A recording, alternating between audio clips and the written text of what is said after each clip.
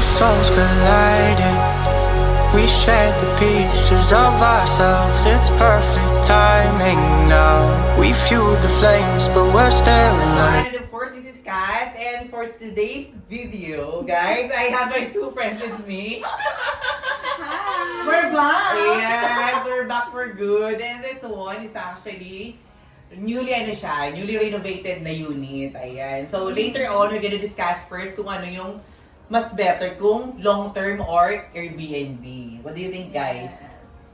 For you, ano yung mas maganda? Airbnb, syempre Airbnb to eh. So depende sa tema. Ikaw, mas okay? Depende sa owner. Sa prefer ng owner, kung anong trip niya. Yes, and aside from that, depende kung gaano, kung maganda yung unit nyo or hindi. Kasi kung magpangit, i-long term na siya kasi hindi siya bookable sa Airbnb. So for this area, ikaw na mas makaliyap yung atake kasi na-miss niyo yung, na-miss ko na mga. Sabi nga ng mga friend natin na pan-entering.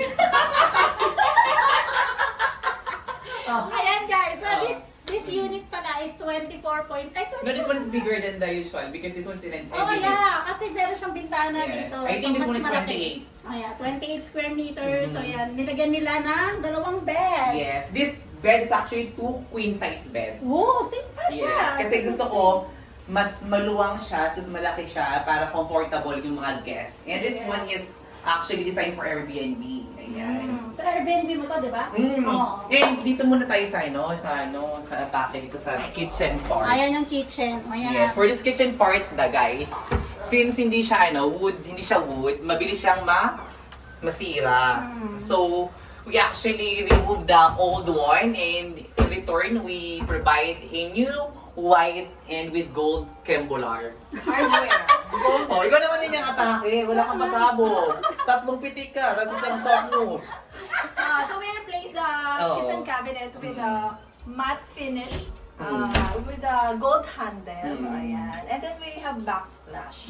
Ayan. So naka-ready siya for the Airbnb. Yes. Bilisan pala dito. Yes. And then, would you like to tour the bathroom? Then, I think the bathroom is not really, good now because hindi pa namin nilagyan ng enclosure but sooner. Okay. Ayan. So, I would like to emphasize the rep. Ayan, puro kayo kalokohan. With a lot of scratches. And let's go here, guys. Actually, I decided to have the full size na mirror, guys. Ayan. So, para at least yung iba na gusto maganda, hindi naman masyadong kagandahan. And we customized the bed. The good thing about it is, customized siya. So, kahit tumalon-talon ka or yung tug mo yung ulo mo, hindi ka mababawsi. Charot lang. Anong really? Hindi ka mababawsi. Charot lang guys ha. And this area, because this one is quite bigger, it is end unit, so meron siya ng window in that kitchen.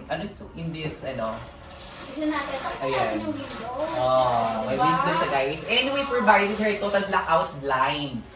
Ayan. The good thing about it kasi pag kumain ka, pwedeng lumabas yung mga Hindi, para magandang ventilation. Ventilation siya, Kasi guys. tayo sabi, walang ventilation yung unit. So And- this time meron.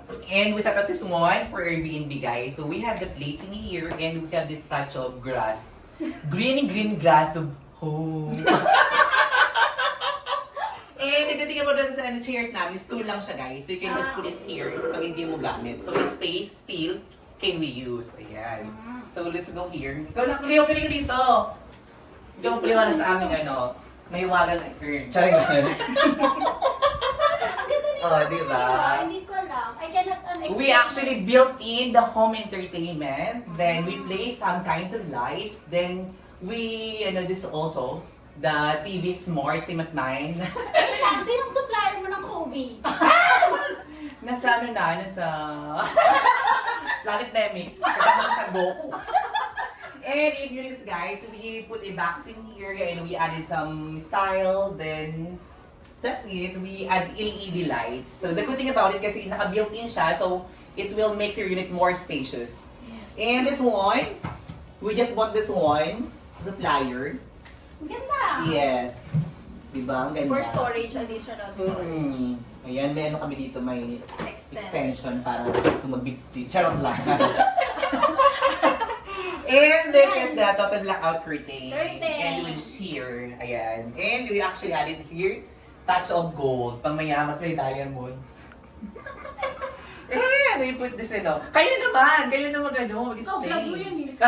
Sa akin ba to? Walang bayad yung appearance. Oh, yeah. And this era, guys, we come up with the idea kasi most likely most of the agents are actually using the wall panel or floated. But for us now, we decided to have this kind of design para naman naiiba. So kakaiba siya. And the good thing about this kasi all white. So parang ang ganda-ganda ng purity and virgin, same as mine. And we have also here, so we added a 2 fan light. Kasi yung mga cesarean, may edad na ayaw na ng aircon, malamigin.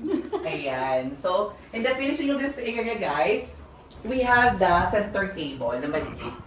Tapos meron din, dito yung mga switches. At meron dito sa sakan para sa mga charger. Ayan. And of course, kay Ma'am Maria and to her husband, hello. And actually, hindi nila alam ito na ginawa ko. So hopefully, you like this unit. If you don't like, then wala tayong magagawa. Dito na to. So, we gonna enroll this in Airbnb kasi usually, pag hindi maganda yung unit mo, hindi siya na bubuk.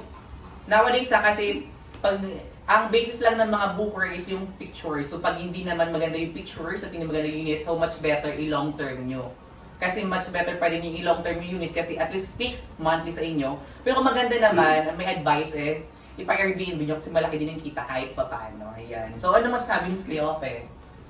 Very good. Ang atake, very, very good. The design is very good. Oh, di ba? Bagong hair. Perfect. Pero saan ang pangalan ng Airbnb natin? Ano pangalan? Ewan ko, wala pa akong maisip. Ayoko naman mga blueberry, ayoko naman gano'n. Hindi sinasabi si ate. Clear room. I don't know. Tanungin ko na lang yung owner kung anong gusto nila. Oh. Bimbangan room, mga gano'n. Eh, kung ang naman yun, unit nyo na mas malaki, or kaya naman ng queen size, mas better na queen size. Kasi medyo ang iba, medyo healthy yung guest. Diba? So, ano masasabi Ms. Cleope? Ano naman yun ang rental rate? Mababa, spaghetti pababa. Pababa ng pababa. Yes. Oo. Actually, same pa rin naman as last year. But, siguro yung iba, hindi na pa rin nila kasi medyo hindi na tayo nagbablog. So, they're thinking siguro lang na tayo sa katinuan. Wala. But we're still here, just bit busy, hindi kami nakaka-vlog, but we're doing still business. So, we do the rentals for long-term and Airbnb, guys. So, yung mga owner na binalik mo yung susi. Ano masasabi mo? Binalik din sa akin. Binalik. Kasi yung before kasi wala talagang tenant. So, but for now, at least kahit mababa, meron na. But it will take time, hindi yung agad-agad. So, yung ibang owner ko kasi na binili ko din, yung iba, sinoli din sa akin, pinarent out din nila. Kasi, syempre, naman, very good tayo. Binalik na yan sa akin kasi walang limit daw. Sabi walang limit daw yung naghahawakan. Ano daw, puno daw yung booking, tas ang limit. Ano ba yan? Sa'yo, magkano ba na-limit? Kawawa naman yung owner. Oo. Ang daming deduction daw. Yes. Honestly. Actually, I'm doing this for free yung mga setup. I don't ask anything pag nagsiset-up kami. Nag-charge ng Clorox eh. Wala ha. We even provided mga shampoo, conditioner, and kasi provided natin yun as host. Ayan mama, buti rin malinaw. Walang Clorox charge. Oo, wala kaming charge na gano'n. And even we do sa setup, hindi kami nag-a-ask ng setup na payment, gano'n. So, Teka, ano bang sunrocks? The color puti. Yung sa akin, di ko na rin.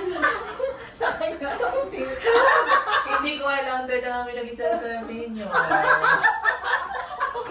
And we will be having a samgyup ba? Ano?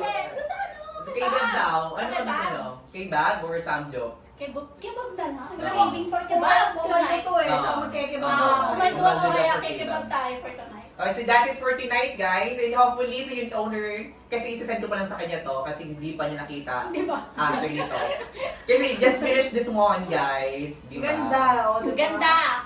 Thank you and enjoy the rest of the evening. Bye-bye. Bye!